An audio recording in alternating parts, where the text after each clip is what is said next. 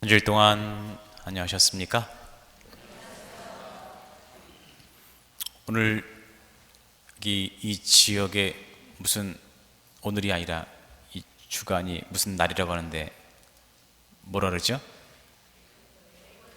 네? 노동절이라 하죠. 예. 한국말로 해주세요.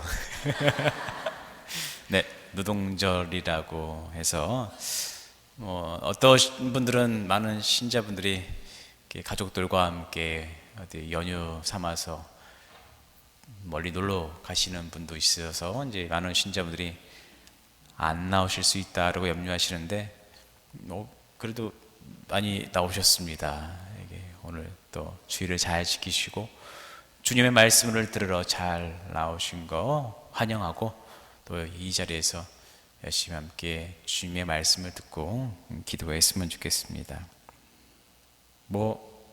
불필요한 얘기일 수도 있겠지만 오늘 교중 미사 중에서 여러분과의 미사가 아마 지금이 끝이 되지 않을까라는 생각이 듭니다. 앞으로 교중 미사, 11시 미사 중에서 주인님이 다음 주에 오시니까 이제 만나 뵐 일이 없을 것 같다는 생각이 들고요. 이렇게 많은 교우분들과 함께 미사를 드리게 돼서 대단히 기뻤습니다. 네, 이제 강론으로 들어가겠습니다. 세 가지 말씀을 드리고자 하는데요. 이야기를 드리고자 하는데 한 가지는 저희 부모님이 계시는데 다 두 분 다 팔순이 넘으셨습니다. 아버님이 이제 80세가 되시는데 언제부터인가 집에 부모님을 찾아뵙고 같이 이야기를 나누다 보니까 부모님이 아버지가 제일 잘 못 알아들으시더라고요. 제 말씀을 다시 되물으시고 또 어떨 때는 제가 하는 말에 자꾸 다시 한번 물어보시거나 동문서답 하시는 경우가 종종 있으시더라고요. 왜 그럴까요? 네? 그 정도까지는 아니고요. 귀가 안 들리시는 겁니다. 이제 귀가 노후되시니까 잘 안 들리시는 거예요. 그래서 제가 보청기를 해드릴까 했는데 신부가 무슨 돈이 있냐고 됐다고 나 그냥 이렇게 살다가 죽을 거라고 이렇게 말씀하시더라고요. 그래서 저를 걱정해 주시는 것도 감사한 일이지만은 염려가 되는 것은 이제 어머니와 또는 같이 살고 있는 그 다른 형제 자매와 제 누이죠. 누이와의 그 관계에 있어서 이 소통에 어려움이 생기면은 대단히 답답하지 않습니까? 그래서 그런 일들 때문에 좀 염려스럽기도 합니다. 두 번째 이야기는요, 이제 제가 건강을 위해서 자전거를 타려고 자전거를 한 대 구입을 했습니다. 물론 처음 구입을 한 게 아니라 이전에 MTB라고 해서 이제 사랑용 자전거가 있죠. 근데 요즘에는 이제 한국에서는 예전에 MTB가 유행했었는데 요즘에는 이제 로드바이크라고 해서 사이클 쪽으로 바뀌어지고 있습니다. 그래서 저도 따라서 MTB를 팔고 그 새로운 자전거를 사볼까 생각했던 적이 있었습니다. 그렇게 그것에 대한 관심과 어떤 자전거를 살까, 새 자전거를 사면은 이런 기분 좋은가, 새로움이 있겠지라는 이런 생각을 가지고 자동차를 몰고 가다 보면은 예전에 눈에 안 보였던 것들이 속속들이 들어옵니다. 무엇이 들어오죠?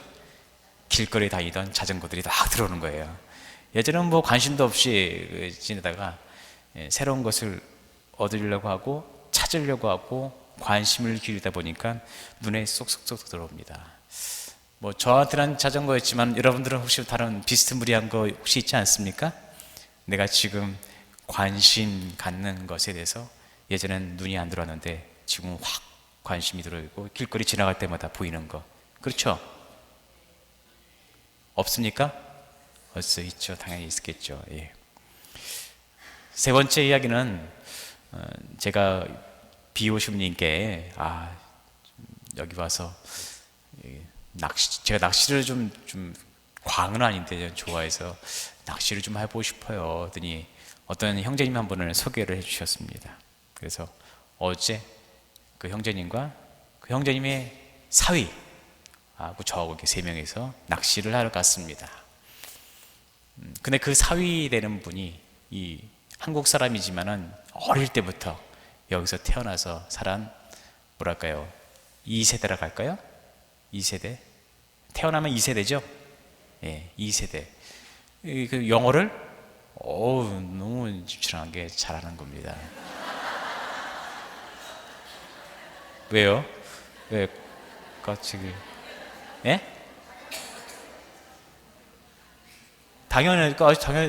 그렇죠. 당연한 건데, 제가 볼 때는, 너무나 이렇게 놀랍죠. 그래서, 모양은 한국 사람인데, 막, 그러니까. 근데, 제가, 그, 사위 되시는 분의, 신발끈을 풀어드릴 자격조차도 없지만은, 영어에 대해서는. 그래도 좀 그래도 여기에 미국에 왔으니까, 또 제가 앞으로 여행 계획도 있기 때문에, 어느 정도의 그냥 간단하게 통용될 수 있는 생활 영어 정도의 관심이 있었기 때문에 그 친구가 이제 그 친구로 하면 안 되죠. 그 사위님이 이거죠. 그러니까 아침 식사를 위해서 맥도날드 그렇죠. 네, 네. 왜요? 아예 생각이 잘 안 났어요. 맥도날드에서 이제 또 커피라 이런 것을 뽑아오면서 대화를 하거나 또 낚시를 위해서 배를 빌리는 과정 속에서 그 인포메이션에서 이제 현지인과 얘기를 막 하는데, 이게 도저히 알아들었어.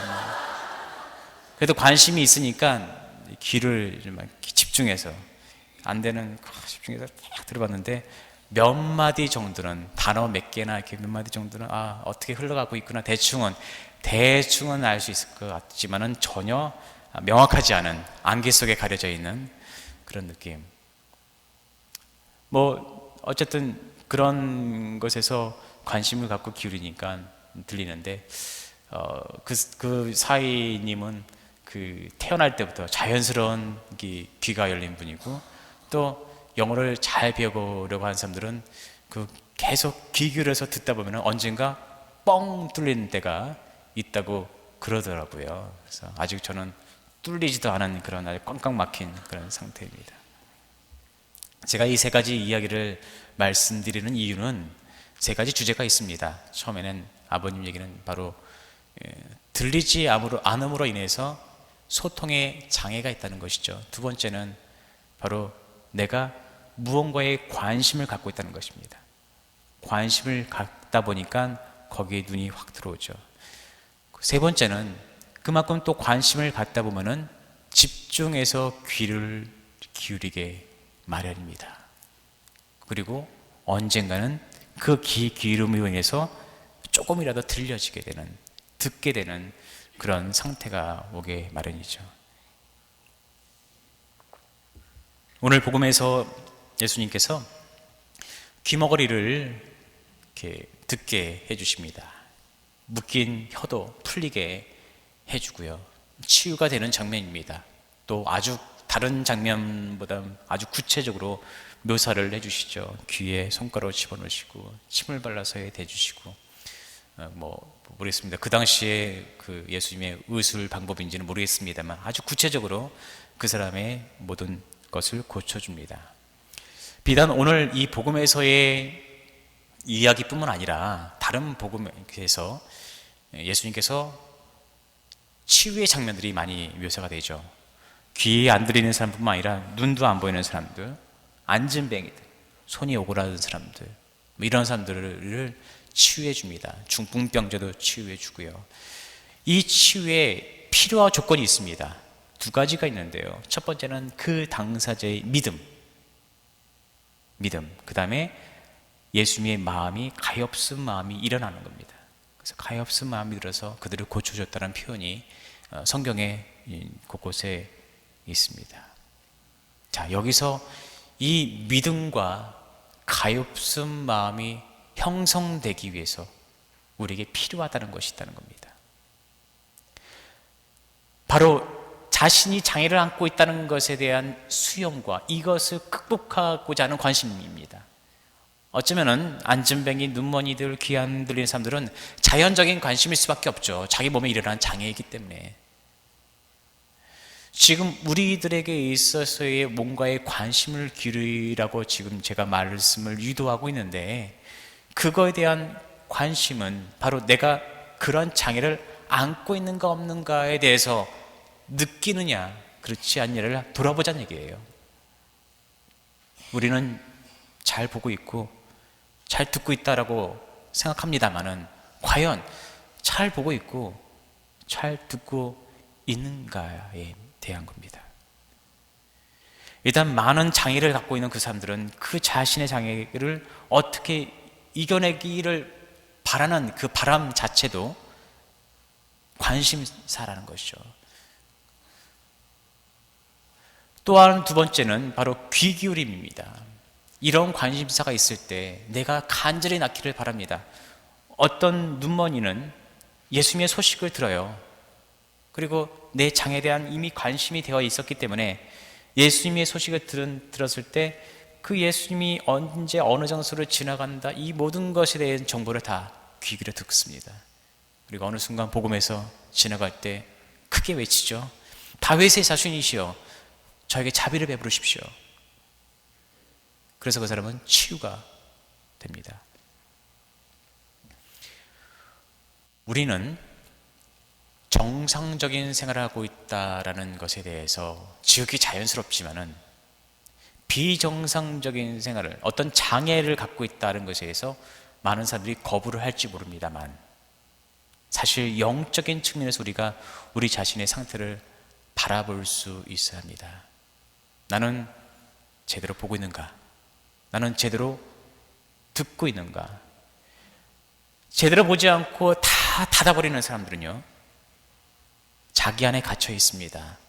내 안의 생각에만 집중되어 있고 내 안의 욕구들만 관심을 갖고 있습니다.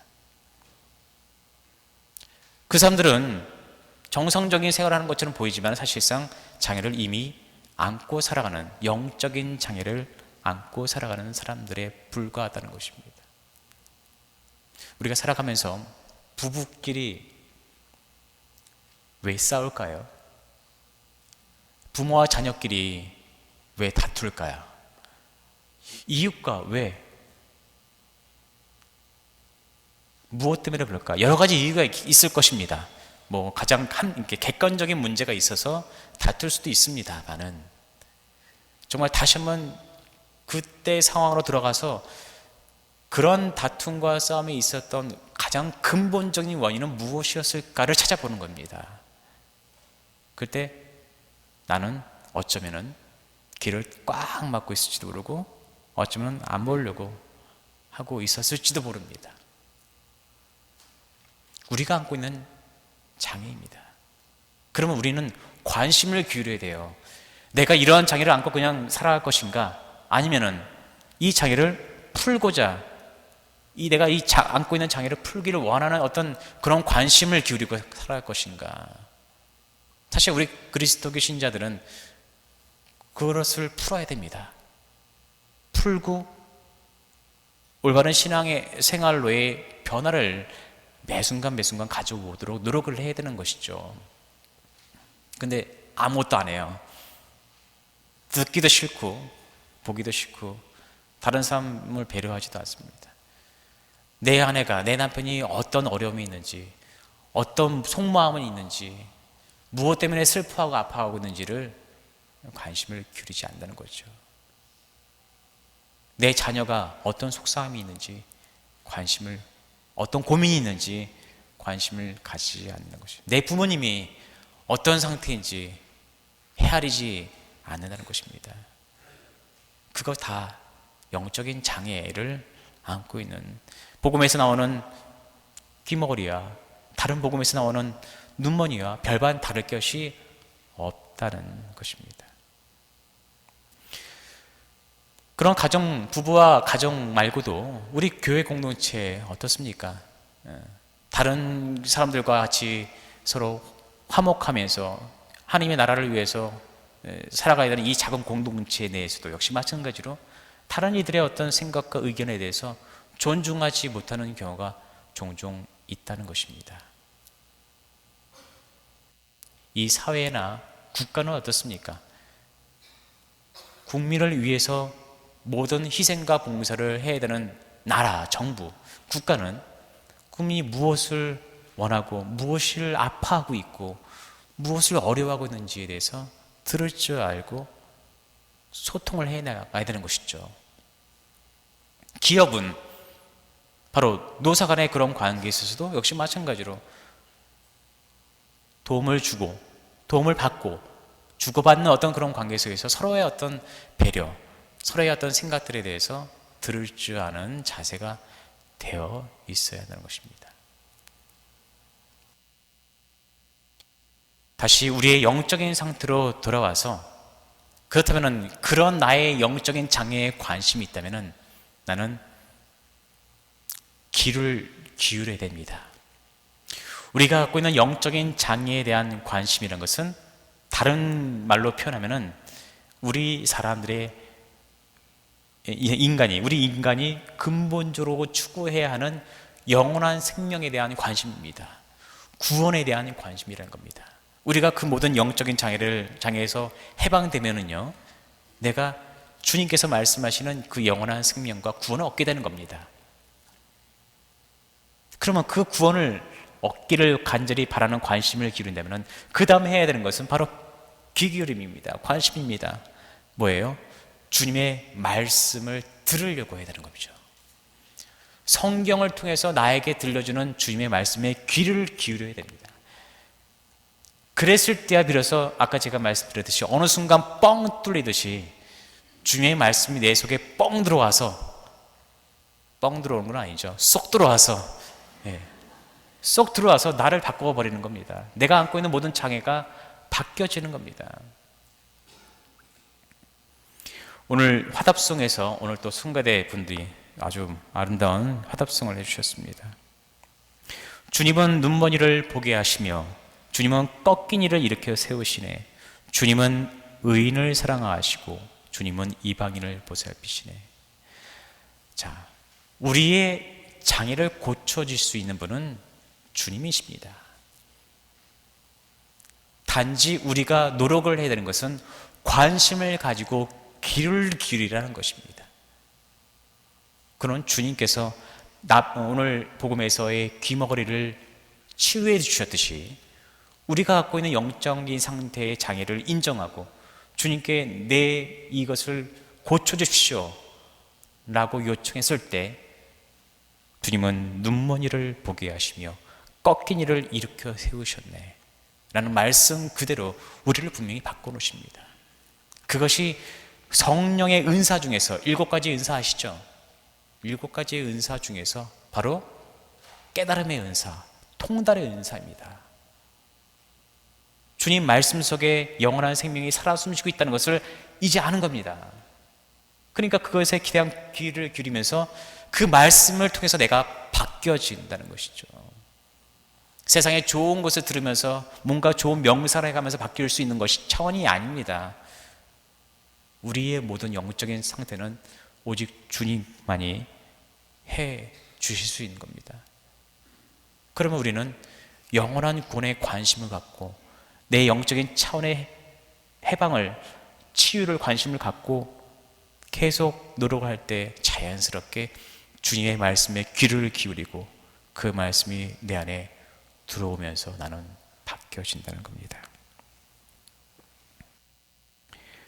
우리 모두가 그런 신앙인의 상태의 변화를 위해서 노력하고 더 나아가서 이제 현실적으로 보여지는 우리 관계 속에서 이웃과의 관계, 사람과의 관계 속에서 내 생각만, 내 주장만 요구하려는 것이 아니라 다른 사람들의 이야기도 집중해서 듣고 관심을 가지고 하다 보면 그 소통이 더 잘 이루어질 수 있을 것입니다. 우리가 영원한 구원을 얻는 좋은 방법 중에 단적으로 말한다면 우리는 하나님과의 소통이 잘 돼야 합니다. 그것의 방법이 주님의 말씀을 듣는 것이죠. 우리는 엉뚱하게 하나님과의 소통, 하나님께 기도드리는 거, 하나님과의 소통이다라고 합니다만은 우리는 부끄럽게도 내 얘기만 할 때가 있어요. 주님의 말씀을 듣지 않는 거죠. 내 얘기와 내 요구만 하나님께 드리죠. 그리고 하나님은 당연히 내 요구와 내 요청을 들어주셔야 한다라고 우리는 암묵적으로 생각을 하고 있습니다. 근데 이게 약간 모순입니다. 우리는 피조물이에요. 그분은 창조주신데 피조물이 창조주를 종같이 그분이 모든 것을 한다고 할 수 있는 전지전능하신 분이라고 해서 나의 모든 것을 다 들어주셔야 한다는 어떤 당위성을 요구하는 것은 좀 불합리합니다. 오히려 우리가 피조물은 우리가 한 창조주이신 하나님의 뜻을 헤아리려고 노력을 해야 한다는 것입니다. 그래서 우리는 계속 들어야 됩니다. 그분의 말씀에 귀를 기울이고 관심을 갖고 그랬을 때 우리 모든 생활의 변화, 우리의 내적인 영적 상태의 변화가 일어나고 결국 오늘 복음처럼 귀머거리가 듣게 되듯이 우리도 주님의 말씀을 기꺼이 들으면서 살아갈 수 있는 우리 삶의 변화가 분명히 이루어질 겁니다. 우리가 크든 작든 그런 작은 부분이, 그 장애적인 부분이 있다면 주님께 청합시다. 그리고 주님의 은총으로 말미암아서 귀가 열리고 또 제대로 볼 수 있게 되어서 모든 신앙의 삶이 기쁘고 행복하게 될 수 있도록 함께 열심히 노력하는 신앙이 되었으면 좋겠습니다.